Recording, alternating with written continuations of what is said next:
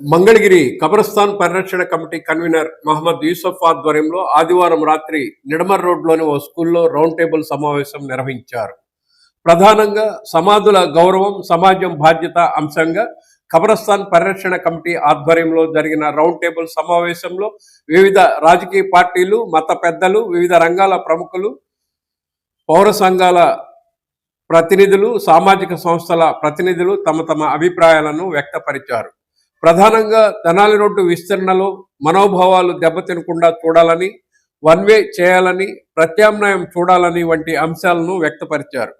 నగర అభివృద్ధి, ట్రాఫిక్ సమస్యల పరిష్కారం కోసం ప్రభుత్వం చేపడుతున్న చర్యలు అవసరమని, అయితే అభివృద్ధి కార్యక్రమాలు చేపట్టే సందర్భాల్లో మతపరమైన, చారిత్రక ప్రాధాన్యం గల ప్రదేశాలు మరియు భావోద్వేగాలను గౌరవించే విధంగా సమన్వయంతో కూడిన ప్రణాళికలు రూపొందించాలని పలువురు సూచించినట్లు సమాచారం.